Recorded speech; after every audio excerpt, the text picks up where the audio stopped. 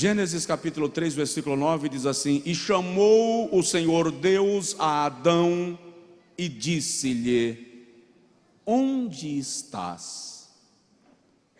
Diga comigo, onde estás? Querido, coloca assim a mão no peito e diz assim: Deus, fala comigo, em nome de Jesus. Amém. Eu acho muito interessante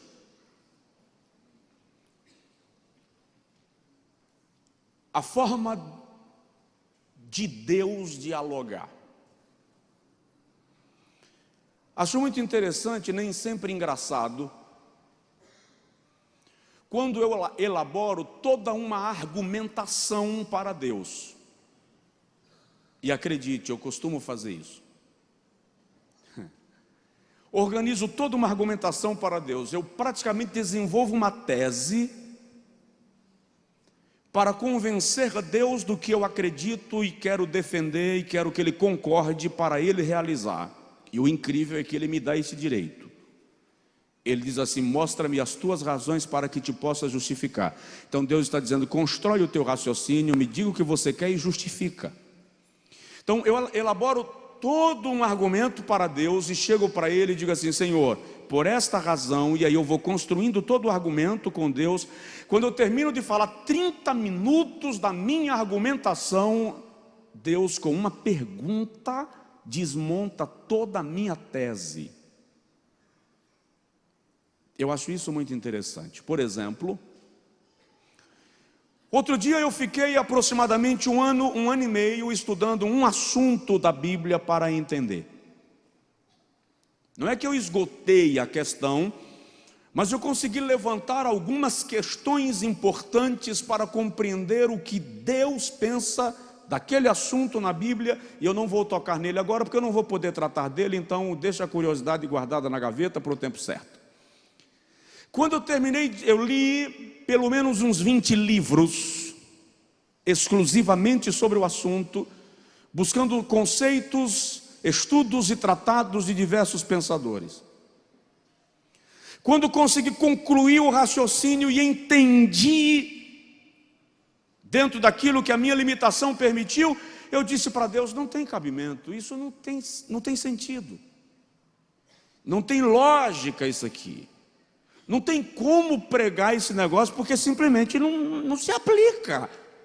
Aí o Espírito Santo disse assim: e quem é você para concordar ou discordar daquilo que eu quis estabelecer como princípio?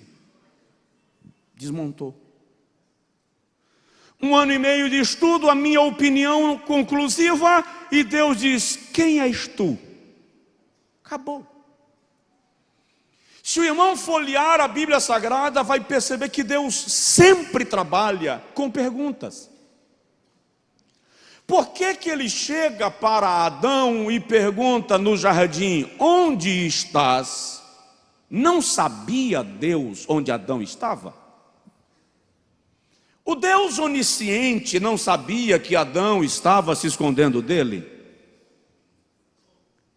Caim mata a Abel e foge. E Deus não cerca Caim para dizer assim: você acabou de fazer uma besteira. Ele brada e diz assim: Caim, onde está o teu irmão Abel? Não sabia Deus? Elias está escondido numa caverna fugindo de Jezabel. E Deus, óbvio, sabia que Elias estava fugindo, porque Jezabel havia dito que em 24 horas teria a cabeça dele numa bandeja. Quando Elias se esconde na caverna, o Senhor aparece na entrada da caverna e pergunta: que fazes aqui, Elias? Ora, que fazes aqui? O Senhor conversa com Jeremias e pergunta para Jeremias no capítulo 1, versículo 11: o que estáis vendo, Jeremias? Presta atenção, Deus estava mostrando a Jeremias uma vara de amendoeira E ele pergunta a Jeremias: o que você está vendo? Zacarias tem a visão de um castiçal todo de ouro no capítulo 4. E de repente Deus chega para ele no versículo 2 e pergunta: que vês, Zacarias? O senhor está me mostrando um castiçal e pergunta o que eu vejo? Um cego na entrada de Jericó está gritando e dizendo: filho de Davi, tem misericórdia de mim. E Jesus se aproxima dele, e é óbvio que aquele cara queria ser curado, e Jesus pergunta: o que queres que eu te faça? Paralítico está à beira do tanque Betesda há 38 anos. E Jesus chega perto do paralítico e pergunta: você quer ficar são? O detalhe é que parece que são perguntas não muito lógicas, aliás, elas são tão óbvias que são desnecessárias.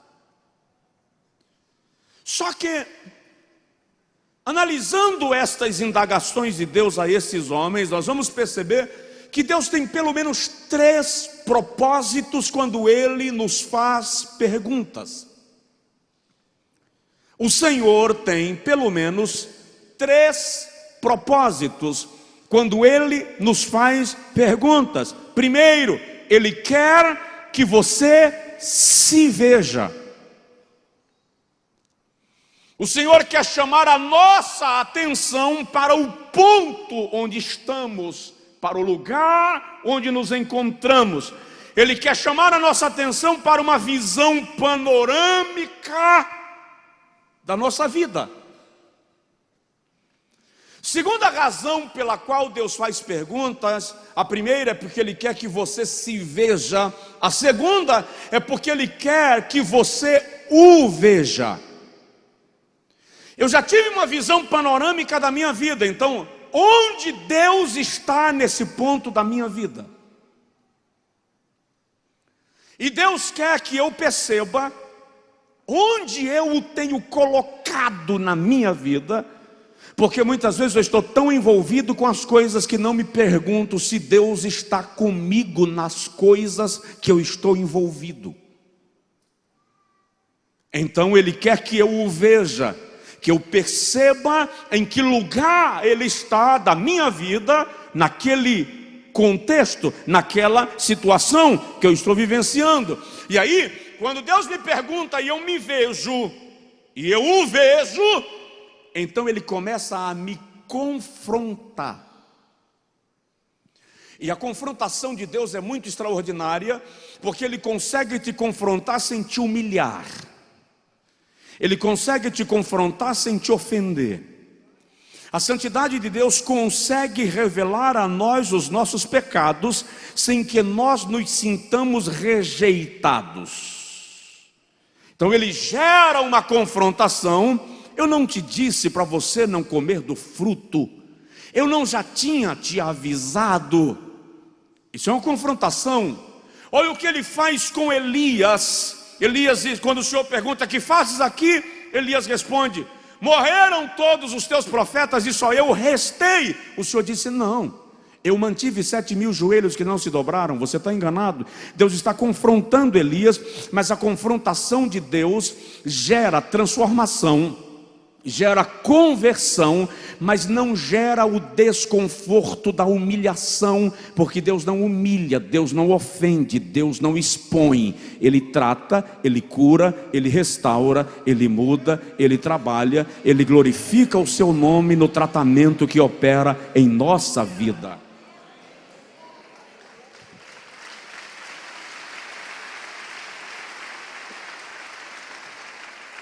Quando nós entendemos isto, e se o irmão perceber bem, de vez em quando Deus lhe pergunta sobre algo, normalmente Deus não faz imposições. Ele pergunta para nos conscientizar. Quando ele pergunta, ele confronta, ele mostra onde estamos e onde ele está, e aí ele alcança um resultado na nossa vida, porque nós passamos a contemplar a nossa realidade, saímos do mundo de uma fantasia espiritual e entramos num estado de realidade. Porque um dos problemas do crente é viver num mundo de fantasia espiritual. Não para enxergar onde está, e nesse enxergamento cair numa visão real das coisas, sair da fantasia. O grande problema desse cristianismo pós-moderno, desse cristianismo fantasioso, místico, é que as pessoas vivem no mundo da lua com uma concepção fantasiosa e utópica da vida. Quer ver um exemplo? Aceite a Jesus como seu Salvador, que você não terá mais problemas. Eu vou fazer uma pergunta: é verdade isso? Se é verdade na vida de alguém, levanta aí a mão. Então, é um cristianismo fantasioso. O que muda não é que você deixa de ter problemas. O que muda é que você passa a ter em Cristo a excelência da glória, a esperança da glória, a vida em glória e a certeza de vitória. Então, o Senhor quer que nós vejamos onde estamos. O Senhor quer que nós vejamos onde vamos parar se continuarmos naquela trilha. Perguntas são para isso. Onde você quer chegar? Então o Senhor te mostra para onde você está indo, e Ele te dá a opção de entender para onde você deve ir.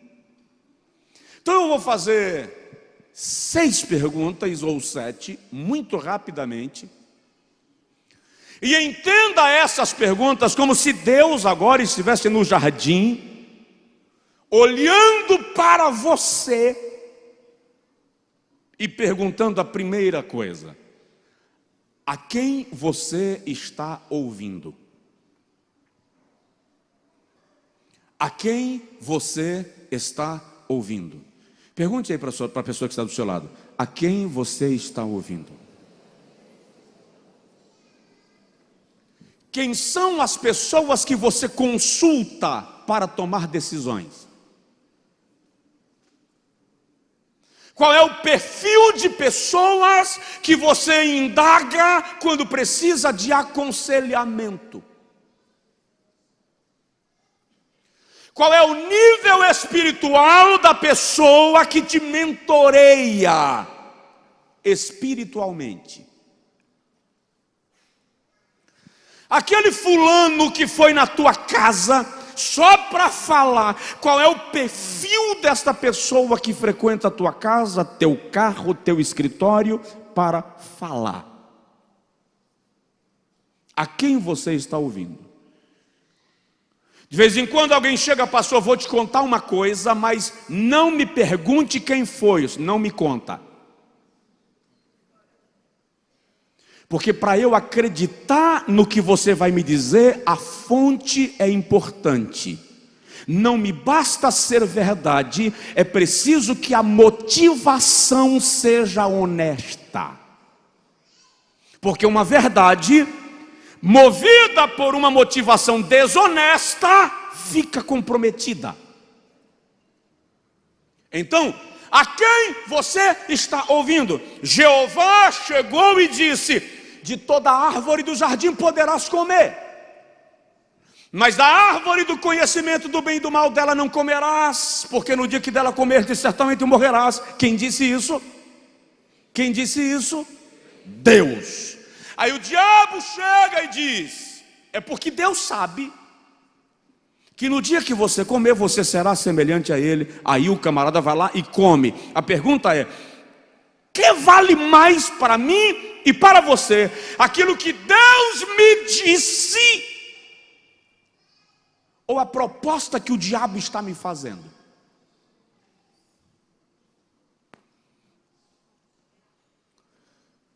Paulo e Silas estão andando nas ruas de Filipos e uma mulher vem gritando atrás: esses homens que vos anunciam o evangelho são servos do Deus Altíssimo. Aí a Bíblia diz que aquela mulher era possuída por um espírito adivinho. E o texto acrescenta que Paulo se irritava, porque ela já estava fazendo aquilo há muitos dias. Eu lhe pergunto, o demônio na boca da mulher está dizendo assim: Paulo e Silas são servos do Deus Altíssimo. Olha para mim, isso é verdade ou é mentira? Verdade ou mentira? E por que Paulo se irritou? Se era uma verdade. Porque uma verdade vinda do diabo não serve para a sua vida. Diz aí para o seu vizinho, uma verdade vinda do diabo não serve para a sua vida. Então é muito importante se perguntar a quem você está ouvindo. E aí eu teria algumas coisitas para lhe dizer acerca disso. Por exemplo, não ouça quem tem inveja de você.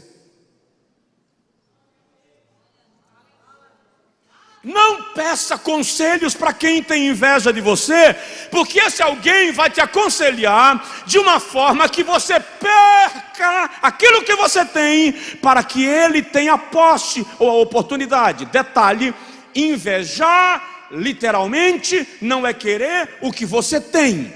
Então tem gente que te inveja que não quer o teu lugar.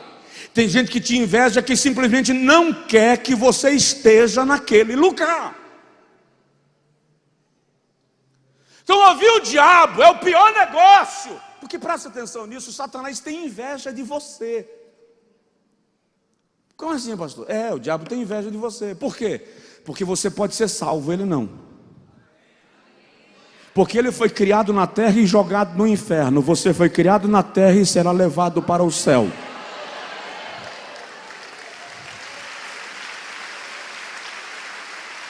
Porque ele era membro da família de Deus e perdeu essa filiação, porque você não era nada de Deus e ele te adotou e te colocou como filho de adoção.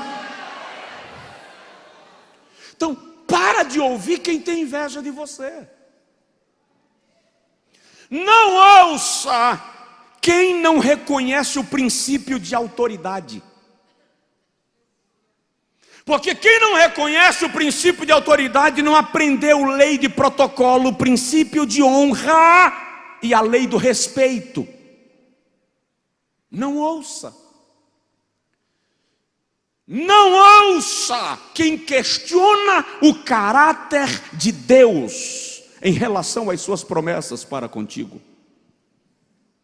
Quem questiona o caráter de Deus em relação àquilo que Ele prometeu, não é digno de ser ouvido, porque Deus é poderoso para cumprir aquilo que Ele diz. E eu sei que tem algumas promessas de Deus que são fora da sua realidade. Quem tem pelo menos uma promessa de Deus que, humanamente falando, você diz assim, sem chance. Sem chance. Humanamente falando, sem chance. Quem tem pelo menos uma promessa dessa, levanta assim a mão. Tem alguns. Deixa eu te explicar um negócio. Eu morava em Rodelas. Rodelas hoje é uma cidade acessível, tem asfalto até lá. Na minha época só tinha asfalto até Feira de Santana. De Feira de Santana para Rodelas não tinha asfalto. Portanto, 400 e alguns quilômetros de estrada de terra.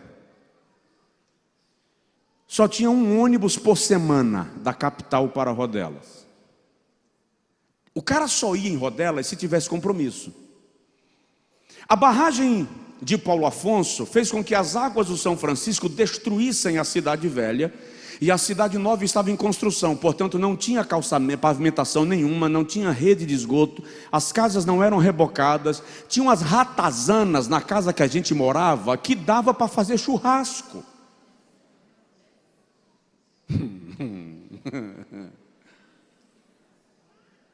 Aí o Senhor levanta uma irmã lá no meio da caatinga, a gente estava num sítio lá no meio da caatinga, no nada, e Deus usa uma irmã e diz assim: vou te tirar desse lugar e vou te levar para diversas partes do mundo. Você vai correr em corredores de grandes aeroportos para não perder o próximo voo, e eu vou te colocar sentado entre príncipes. Fala a verdade. De 0 a 10, qual era a chance? 0, gente. 0.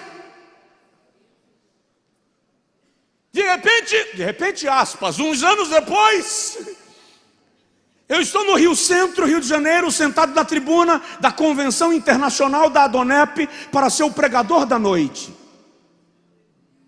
E aí o presidente global da Adonep apresenta um príncipe de uma corte europeia que veio representando a delegação do seu país, e o príncipe ficou em pé do meu lado direito, enquanto a multidão de 15, 20 mil pessoas aplaudia o príncipe. E ele ficou em pé. O diretor da Adonep pediu que ele ficasse em pé, permanecesse em pé. Aí ele apresenta um príncipe que vem de algum lugar do continente africano, com uma caravana de africanos, e o príncipe fica em pé do meu lado esquerdo, e eu sentado, e a multidão aplaudindo os príncipes. Mas enquanto a multidão aplaudia os príncipes, Jesus falou comigo aqui: eu te disse que iria te colocar sentado entre príncipes. Eu cumpri a minha palavra.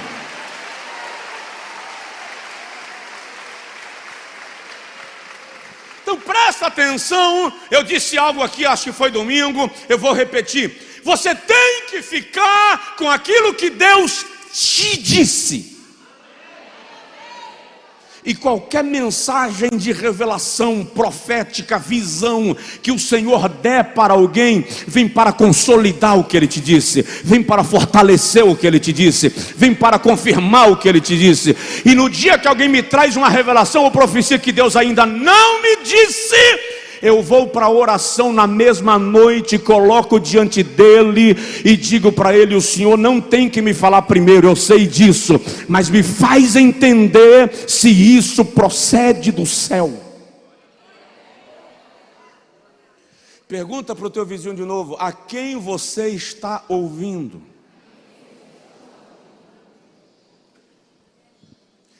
É como se Deus estivesse lhe perguntando isso. Vamos imaginar que Deus sentou contigo agora. Você fez 1001 reclamações com Deus esses dias aí. Ah, o Senhor prometeu, o Senhor disse, o Senhor falou e não se cumpre. Eu não aguento mais esperar e não sei o quê, pá, pá, pá. Aí Deus senta com vocês assim: rapaz, não fui eu que conversei contigo? Você lembra daquela madrugada que eu apareci para você e eu disse a você que eu ia fazer isso aqui na sua vida?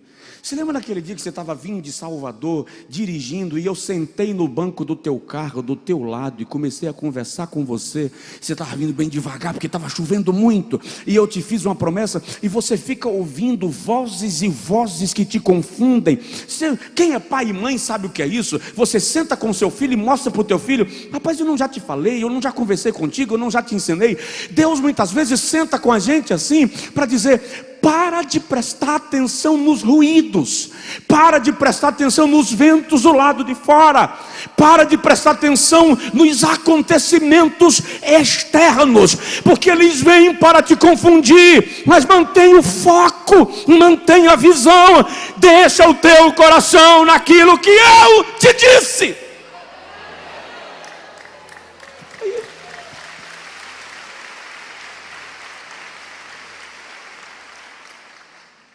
Segunda pergunta: como é a sua relação com a sua família? Como é a sua relação com o seu pai? Como é a sua relação com a sua mãe? Como é a sua relação com o seu cônjuge? Como é a sua relação com os seus filhos?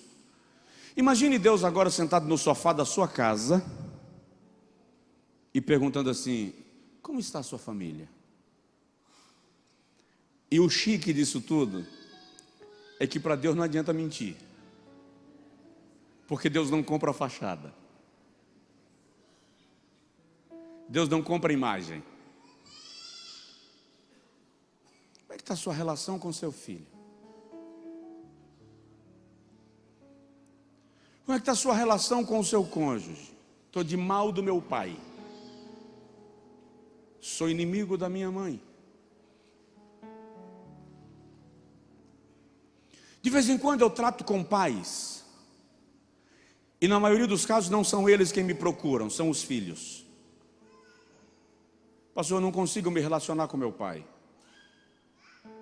Meu pai quer levar as coisas sempre no braço, no tapa, no grito, chutando cadeira. Eu vou fazer uma pergunta profética. Como é que está a sua relação com a sua sogra?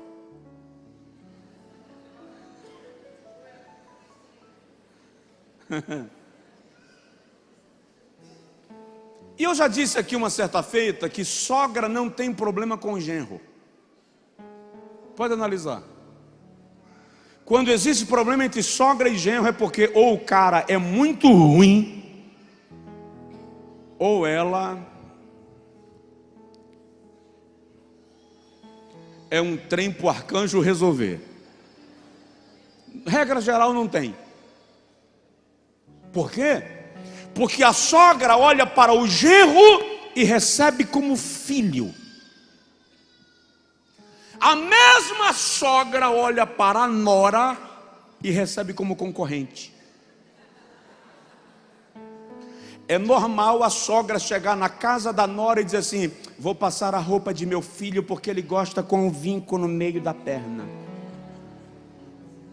É normal a sogra chegar na cozinha da nora e dizer assim: mas ele gosta do feijão assim. E é normal um bocado de homem mole deixar a mãe continuar mandando neles e perturbando a casa.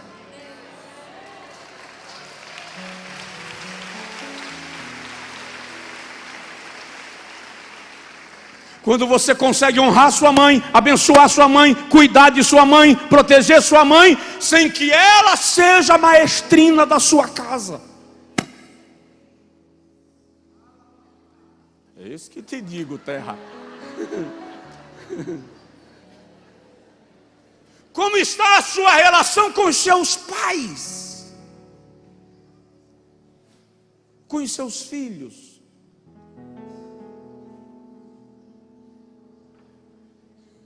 Vamos esperar o diabo devorar nossas crianças para a gente cuidar deles?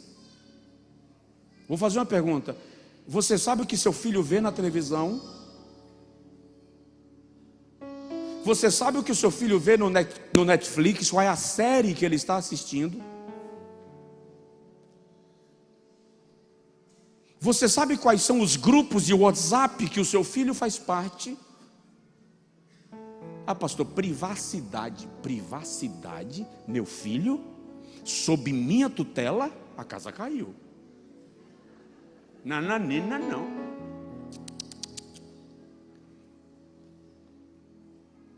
Vamos lá, filhão. Agora, eu disse para um pai ontem, desde muito cedo eu comecei a dar ao meu filho a liberdade de falar. Fala até quando você fizer besteira. Quando você fizer uma bobagem, eu quero ser o primeiro a saber. Eu não vou te dar cobertura na bobagem que você fez, mas vou te ajudar a consertar. Porque se o teu filho não puder contar contigo, se a tua filha não puder contar contigo, vai ficar complicado, porque ele vai contar com pessoas que não estão em condição de exercerem sacerdócio sobre eles. Então como é que está essa relação? Pergunta para a pessoa do seu lado assim: como é que está a sua casa?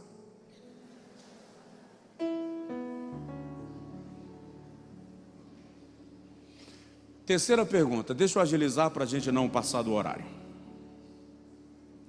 Vamos lá. Deus está aqui conversando comigo e contigo. Nós estamos sozinhos, só eu e Deus está aqui, só você e Deus está aqui. Esse irmão que está do seu lado, nesse diálogo, não está do seu lado. Aí Deus olha para você e faz assim: você faz falta? Pergunta aí para a pessoa do seu lado: você faz falta? Quando você sai, as pessoas sentem saudade ou alívio? Deus leve em paz o seu céu. Ou então faz como o outro: oh, saudade aliviada. Tem um camarada na Bíblia, no segundo livro das Crônicas, capítulo 21, versículo 20, que a Bíblia diz que ele morreu e não deixou saudade. Ei, normalmente quem morre fica bom, vira herói. Todas as virtudes de um ser humano, até as que ele não tem, saem do caixão. Colocam bandeiras para ele. Lembrei agora da história da mulher, que o marido morreu, o caixão está lá, e um chega e faz assim: era um homem tão bom. O outro chega: mas era um homem tão abençoado. O outro chega: vai fazer tanta falta. Todo mundo encosta e elogia. A viúva, sentada do lado, vendo aquela cena, chamou o filho e disse: vem cá. O menino chegou e disse: o que foi, mãe?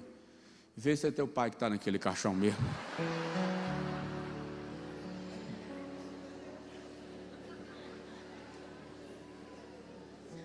Porque ninguém fica mal quando morre. Mas esse camarada da Bíblia conseguiu morrer e não deixar saudade. Aí a pergunta que eu faço é: eu e você somos benquistos quando chegamos ou persona não grata? Nós nutrimos as pessoas de bem-estar ou nós lhes causamos mal? A nossa conversa estimula ou deprime? Que tipo de companhia nós somos? Cooperamos ou destruímos? Eu disse semana passada no culto da palavra em Salvador, tem gente que não consegue lidar com o fato de você estar bem, e só se sente bem quando te destrói, quando te joga para baixo. Então a pergunta é: eu faço falta? Você faz falta? Sua esposa sente sua falta quando você viaja? Ou ela diz: Deus leve em paz seu servo, e se o senhor puder adiar a agenda dele lá, senhor, mais uns 15 dias. Sua mulher sente falta? Seu marido sente falta da senhora, irmã? Seus filhos sentem falta de você, pai?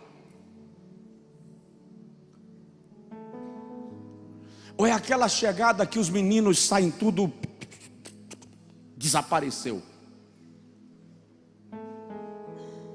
Eu estou falando de coisas que eu lido com frequência, que, por exemplo, de vez em quando eu lido com aquela situação que quando o pai chega em casa, todo mundo perde a língua, porque tem medo de falar qualquer coisa, porque se falar... Minha mãe, eu vou contar um negócio para você, mas não conta para o meu pai, porque a senhora sabe como é meu pai, ele vai botar fogo nessa casa. Isso é saudável?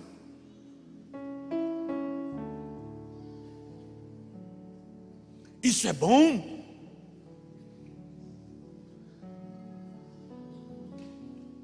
Como anda a sua casa? Quarta pergunta, diz assim: pastor, fala, pastor, pode terminar.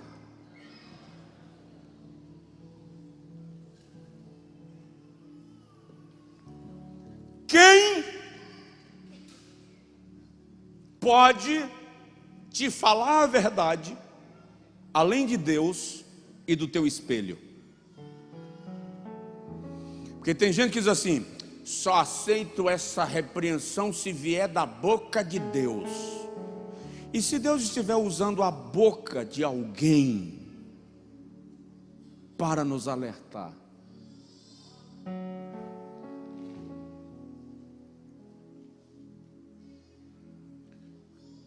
O espelho diz: você está com uns excessos. Oh, espelho indiscreto, inconveniente. O espelho diz: a cabeleira está diminuindo, hein? O espelho diz: você está com algumas marcas de expressão, sinal do tempo. Mas você está legal, você ainda não. O espelho diz. Mas há mais alguém que você para ouvir quando precisa de alguns alertas. Eu já contei para os irmãos aqui que eu terminei de pregar um dia, o púlpito era ali, eu terminei de pregar e eu tinha consciência que a pregação não fluiu. E todo pregador tem esse dia. Não pense que é todo dia que eu subo aqui gigante. Há dias que eu subo aqui pedindo socorro. Então naquele dia não foi bem. E eu desci do púlpito com cara de quem morreu e não caiu. E na descida um pastor me encontrou e falou: pastor, o senhor está bem? Eu disse: estou não. Foi péssima a pregação. Estou arrebentado, porque eu não tenho problema de reconhecer quando o negócio foi ruim, não. Pastor, que é isso, pastor? Deus lhe usou. O senhor não viu gente chorando? Gente falando em línguas, a guerra está abastecida. Amém, amém. Fui saindo para o carro, quase morto. Meu cunhado, pastor Miguel, me encontrou: o senhor está bem? Estou não, velho. Não sei o que aconteceu, não fluiu, a mente está ruim, não estou legal. Esse pastor, pelo amor de Deus, Deus lhe abençoou, Deus lhe usou. A clareza da revelação da palavra é muito boa na sua vida. Pelo amor de Deus, para com isso, pastor, vai descansar, isso é cansaço e tal. E lá vou eu morto para o carro.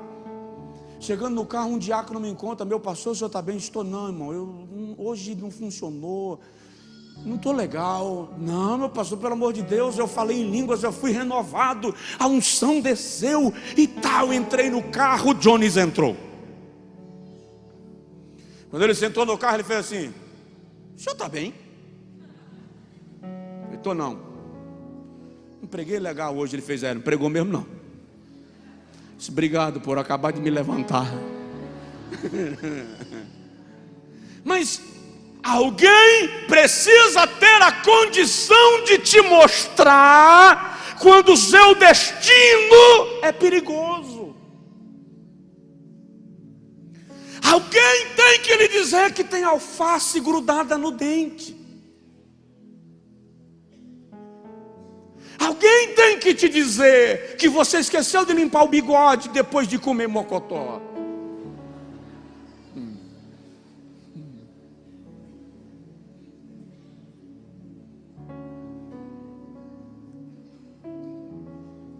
Quem te fala a verdade? De que maneira nós reagimos quando alguém nos orienta e nos alerta acerca da nossa vida? Claro, a forma que se comunica isso é imprescindível. A verdade não precisa ofender, ela pode confrontar, mas não precisa ofender. A verdade não precisa humilhar, o propósito dela não é humilhar.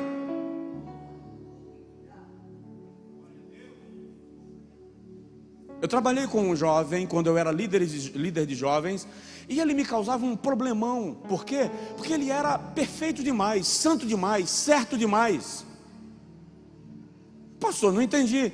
Ele vivia dedurando quem batia com a cabeça, quem fracassava, quem deslizava. Eu estava tentando contornar a situação para socorrer o cara que estava morrendo. Ele ia lá na minha frente e dedurava para o pastor. Aí o pastor vinha com aquela execução pastoral, 3 meses sem Santa Ceia. E na época ainda tinha um detalhe: o cara que era disciplinado não podia participar do culto de doutrina, porque o culto era de portas fechadas. Então só entrava quem estava em comunhão. Eu disse: mas rapaz, eu estou tentando ajudar o cara, você vai lá e dá uma porrada no indivíduo, o cara já está morto. Mas ele é nada disso, tem que ir. Quando um dia eu chego na casa do santo, ele está sentado na calçada da casa com um pauzinho batendo assim no chão. Aí eu sentei do lado dele, vi que ele estava chorando. Aí continuou batendo o pauzinho assim. Eu perguntei: o que é que você tem, velho? Cara, eu pequei. Mentira. pequei, velho. Eu caí. Caiu de onde? Não, eu resolvi assim. Caiu de onde? Leva a sério, Josué. Mas o que foi que aconteceu? Eu pequei, velho. Logo eu. Eu falei assim, graças a Deus. Aí veio, você está doido? Eu estou dizendo que eu pequei e você diz graças a Deus? Isso é porque agora tu virou humano. Agora você entendeu que seres humanos falham, que seres humanos batem a cabeça, que seres humanos precisam ser ajudados e não assassinados, que o ferido tem que ser curado e não asfixiado. Agora você entendeu que dá para jogar alguém no ombro e dar carona, quando esse alguém não consegue caminhar sozinho. Presta atenção. Muitas vezes Deus quer você dando carona para alguém e não pisoteando alguém que já foi atropelado. Dá um toque no seu vizinho e fala com ele assim: seja instrumento de Deus para alguém.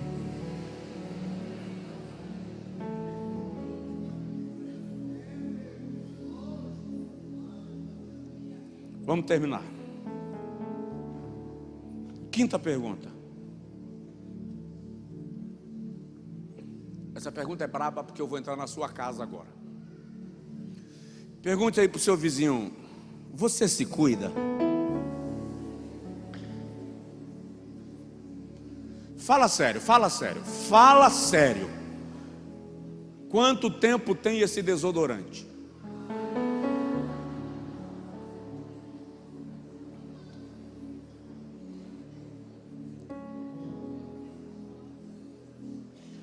Irmãozão, eu vim de uma viagem da Europa. Eu não sei que erro de cálculo foi aquele que me colocaram numa poltrona do meio. E tinha uma santa poderenta do meu lado. E tinha um cara do outro lado, que se ele pelo menos conseguisse dormir com a boca fechada.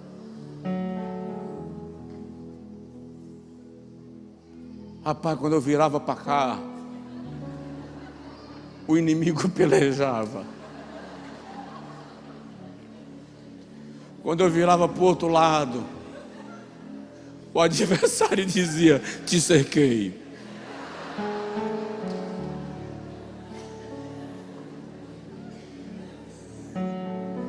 E eu dizia: Jesus, tem compaixão do teu servo. Ajuda teu negão, Jesus. Eu converso com Deus assim de vez em quando, tá? Ou noite.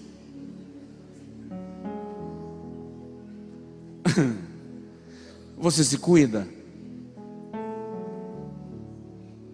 Não é da minha conta não, mas fala sério.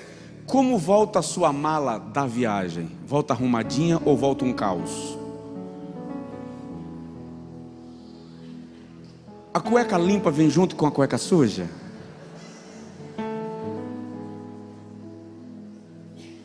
Quando você abre seu guarda-roupa, você consegue ficar em pé ou o mundo desaba?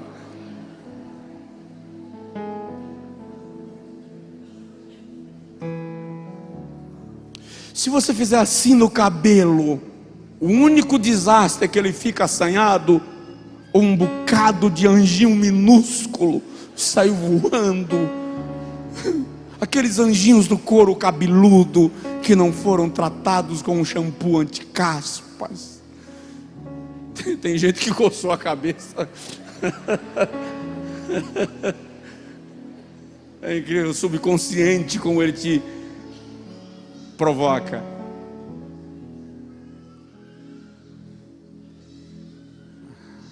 Você se cuida? Quando foi a última vez que você foi num médico?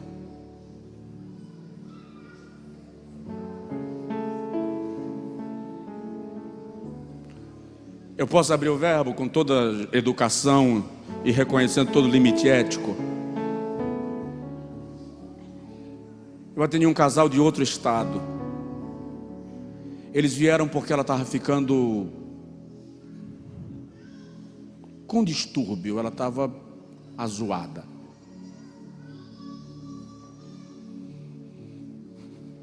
Atendi durante uma semana inteira. Eles ficaram uma semana inteira para serem atendidos aqui.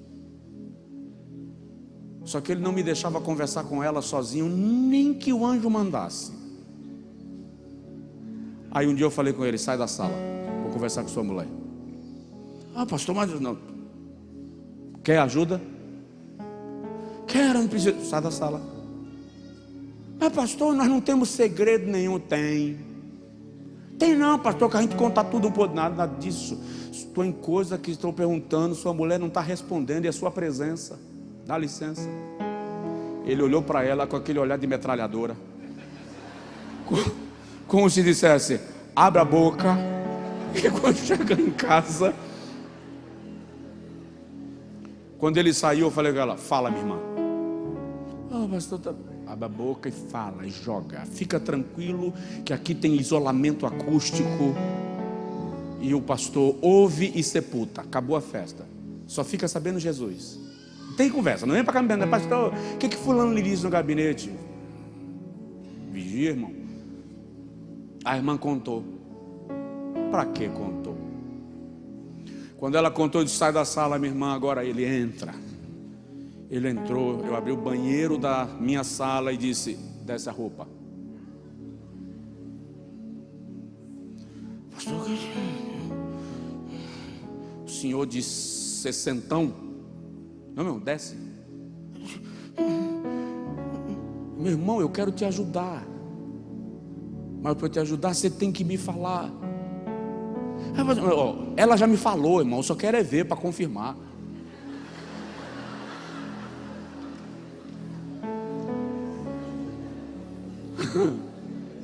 Vocês estão pensando que esse serviço de gabinete é maré mansa? Irmão, aquele camarada tinha feridas no órgão genital inteiro. Terrível o estado de saúde daquele homem. No mesmo dia nós providenciamos atendimento médico, acompanhamento médico. Ele ficou vindo periodicamente para ser analisado pelo médico que indiquei e apresentei a ele. Problema solucionado, casamento recuperado, alma em paz, Jesus glorificado, problema resolvido. Tive um outro caso de uma moça, surgiu uma ferida na extremidade da coxa, mas por causa da timidez não disse a ninguém, ficou lá lavando no banho. Um dia a irmã dela foi visitá-la. Como a irmã dela é da área de saúde, sentiu um mau cheiro no quarto.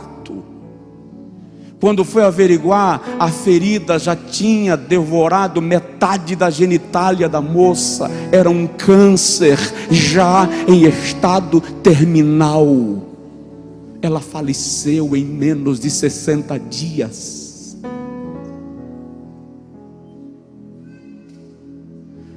Tem umas coisas que eu não posso contar para vocês aqui. Mas a pergunta é: você se cuida?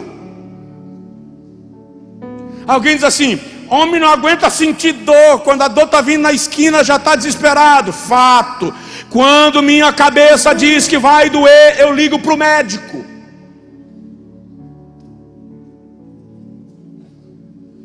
Não faz muito tempo não que acordei de madrugada com a cabeça desse tamanho, a sensação ruim. Levantei, vesti a roupa, funcionei o carro, sem dizer para ninguém, fui para o hospital. Passei a noite em observação, fez os exames, o senhor não tem nada, é emocional, volta para casa e descansa. É melhor eu ir e o médico depois de examinar dizer: o senhor não tem nada, do que eu não ir e o médico depois de examinar emitir atestado de óbito.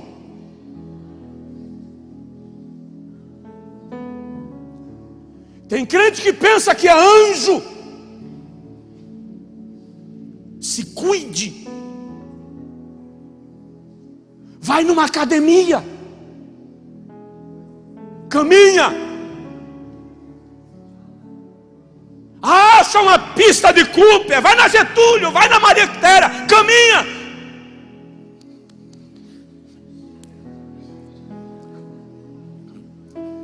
Deixa eu mudar a expressão que eu ia usar. Controle esse peso.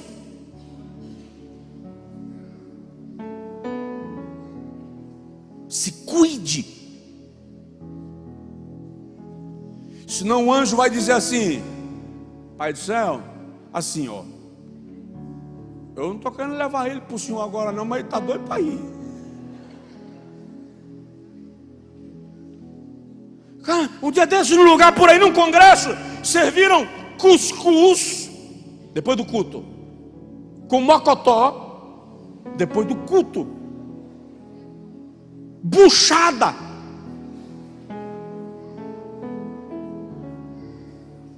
Ainda bem que veio uma salada ali disfarçada. Eu falei, vou comer uma salada, um pedacinho do cuscuz. Aí o irmão que estava do meu falou assim, eu como porque eu sou saudável. Eu disse, eu também, eu como isso aqui porque eu sou saudável, não quero adoecer, entendeu? Como um trem desse, de madrugada, começo a ter revelação.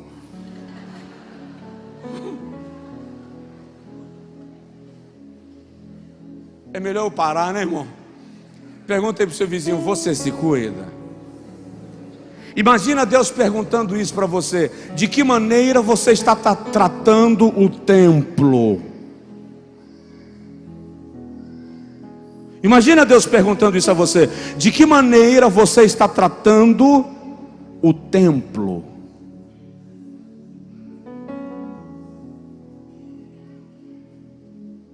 Penúltima pergunta, a mais importante é a última, obviamente.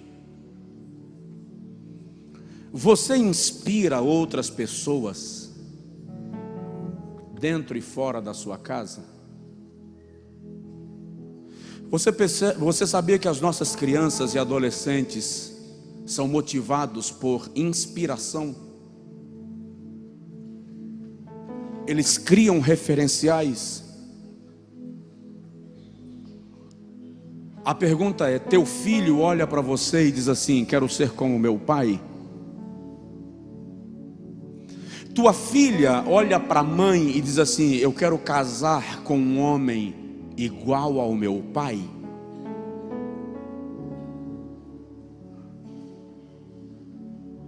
Tua filha olha para a senhora e diz assim, eu quero ser igual à minha mãe? Porque está invertendo, o pastor Franco falou disso aqui. O que é que está acontecendo hoje? O que está acontecendo não são as filhas querendo ser igual às mães. O que está acontecendo é que as mães estão querendo ser igual às filhas. Aí você tem umas, sem magoar, você tem umas irmãs de 50 querendo te vestir como uma filha de 17.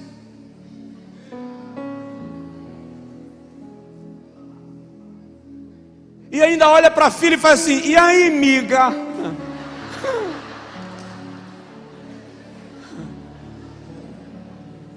Está errado esse trem. Está invertendo. A Bíblia diz que as mulheres mais velhas devem ensinar as mais novas a como serem mulheres virtuosas, boas esposas, mães e maestrinas da casa. Os papéis estão invertendo. E o pior é que quando chega nessa síndrome da crise da idade que quer inverter, não percebe que está ficando ridículo, que está ficando feio. Ei, uma 40, 50, 60 que se valoriza no tempo de vida é extraordinariamente mais bela do que aquela que não se reconhece e desce o padrão.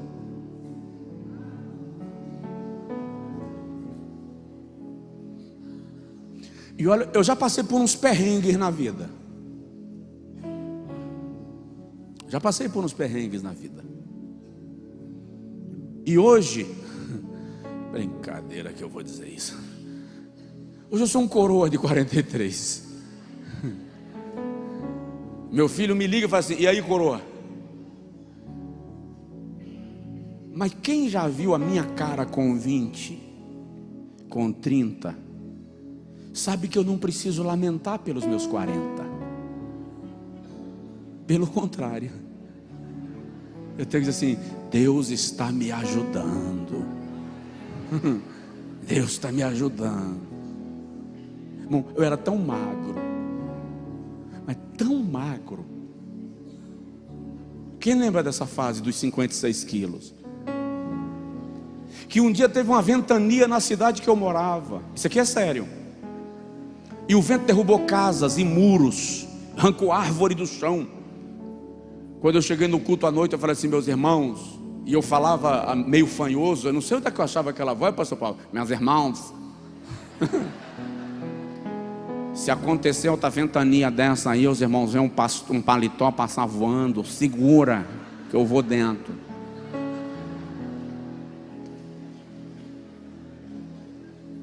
Preste atenção nisso. Valorize sua história. Valorize suas experiências. Valorize quem Deus lhe tornou. Valorize a posição que Deus lhe deu e o lugar que Ele lhe colocou. Reconheça que o tempo não foi perdido, porque cada experiência vivida te deu autoridade moral, histórica, para orientar quem está passando por onde você já passou. Presta atenção, tem coisas acontecendo na sua vida que você não está entendendo, e Deus está olhando para você e está dizendo assim: está acontecendo hoje, para daqui a 10 anos você ajudar alguém que vai passar pelo mesmo vale.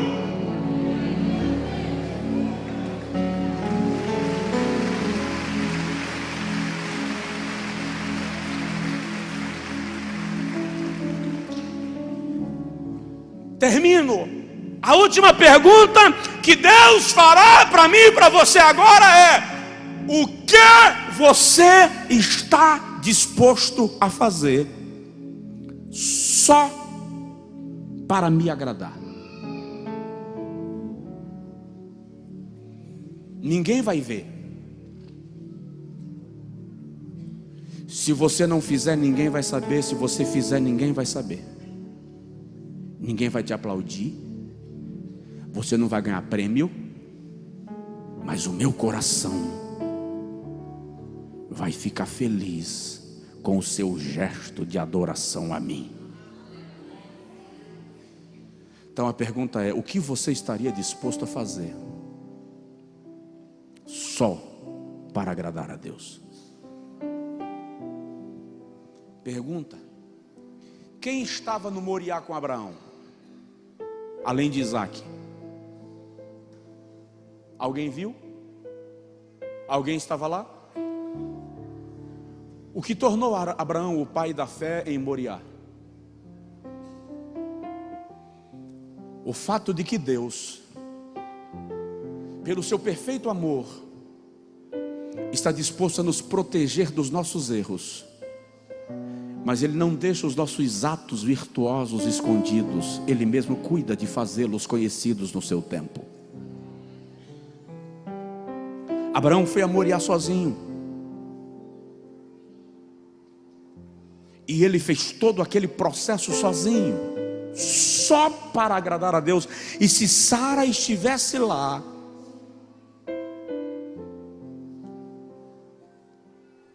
Gênesis 22 teria sido diferente. Teria ou não teria, mães?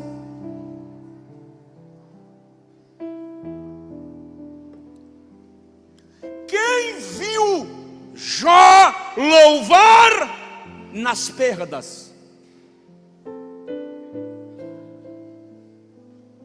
É por isso que eu e você temos que parar a mania de julgar a vida espiritual dos outros, porque você não sabe o que esta pessoa resolve com Deus em secreto e em sigilo. Você não sabe. Lembro de umas irmãs que estavam orando e chegou uma outra irmã para a oração, e quando ela começou a falar em línguas e ser renovada, perdão, uma das líderes da oração chegou para outra e falou: para que falar em línguas assim? Ontem estava brigando com a vizinha, pensando que eu não vi. Não dá ousadia não, não devia nem participar dessa oração. E foi falando mal da irmã, o poder está caindo, as irmãs estão orando, a outra está sendo renovada, e a de cá está cochichando, porque uma coisa violenta na vida de crente, essa preocupação com a vida do outro. De repente Deus toma uma irmã em profecia e diz assim: minha serva, você viu a briga dela com a vizinha ontem, mas você não viu a relação dela comigo à noite.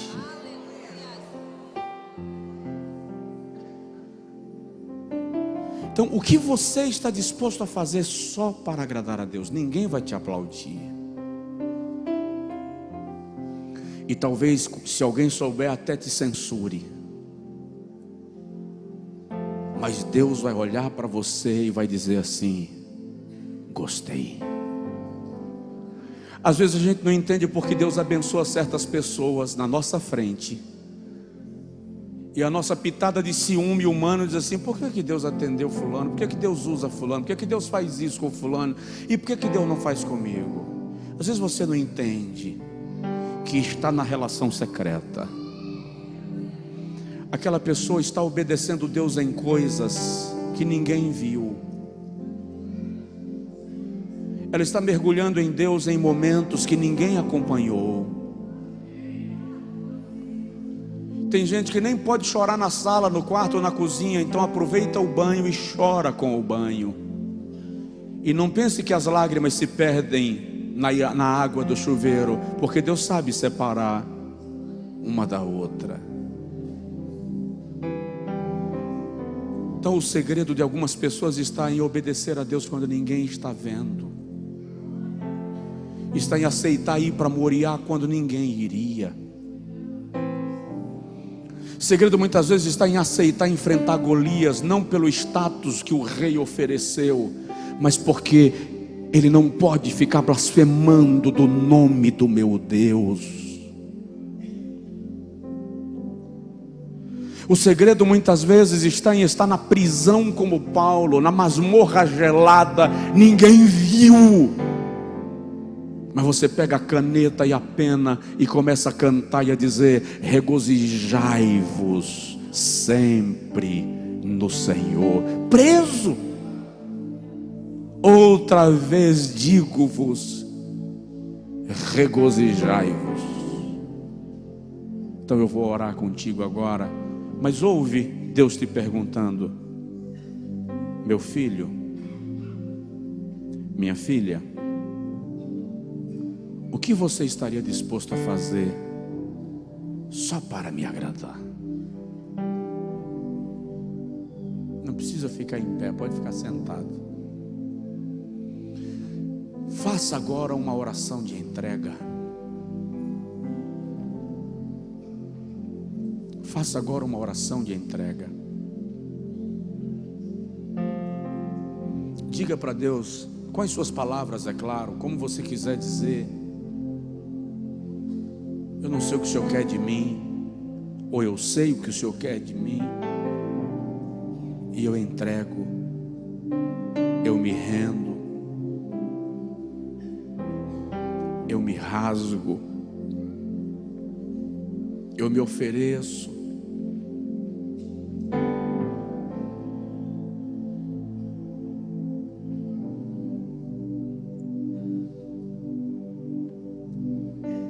Esta é a hora de a gente parar de defender a nossa posição de nobreza espiritual, porque isso é papel do jovem rico, fariseu.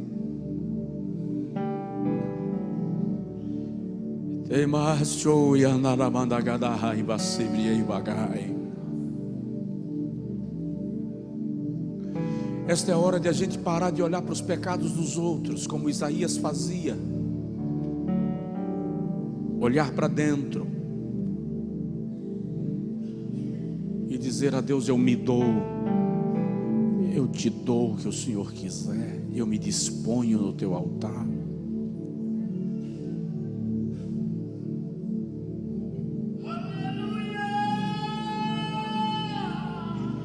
Esta é a hora de dizer para Deus: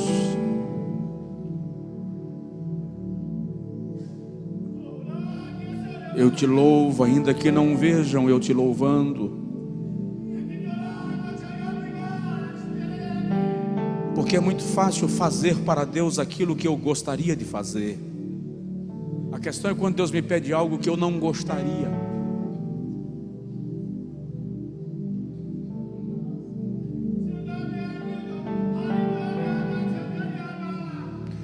A questão é quando Deus me solicita uma atitude que não é humanamente plausível. As pessoas não vão me aplaudir por isto, mas Deus vai se agradar disto.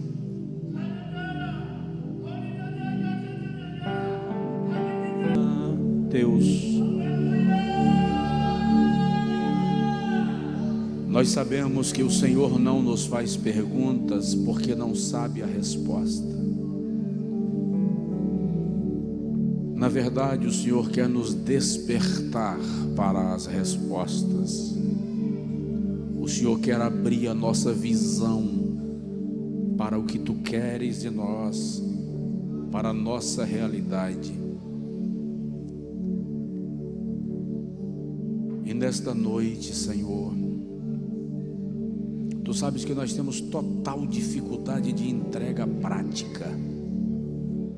É muito fácil para nós fazer entrega verbal na oração, no quebrantamento. Mas quando a gente sai daqui, normalmente nós somos envolvidos pelas coisas e circunstâncias da vida. E daí a pouco estamos repetindo as mesmas durezas. Aquilo que a gente disse que entregaria, nós tomamos de volta. É um desafio. Mas hoje, Senhor, Tu podes se apropriar da nossa disposição, vontade, anseios, e nos levar ao Teu altar em adoração, em louvor e honra ao Teu nome. Porque o que nós mais queremos, Senhor, é uma relação pessoal contigo.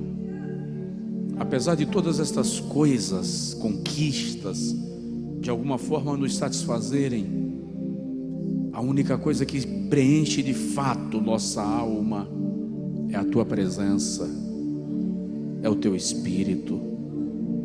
Nos enche de Ti, nos enche de Ti. Aquilo que o Senhor está requerendo de cada um de nós, porque eu sei que tem coisas que o Senhor pede que são individuais, são questões da Tua relação pessoal com o Teu filho e com a Tua filha. Tem coisas que não cabe palpite, tem coisa que não cabe opinião externa. É o Senhor com o Teu filho e com a Tua filha. Nos dá a capacidade, a disposição, a resignação para caminharmos debaixo da orientação do Senhor em todo o tempo. Muda a nossa vida, muda a nossa vida, muda a nossa vida, em nome de Jesus. Ore pela pessoa que está do seu lado rapidinho. Senhor, nós oramos por esta pessoa do nosso lado direito, do nosso lado esquerdo. Tu conheces, Senhor, a vida de cada um, de cada uma. E o Senhor pode tratar com cada um dos teus filhos dentro da sua necessidade, da sua realidade de vida, para a tua glória, para a tua glória, para a tua glória, em nome de Jesus.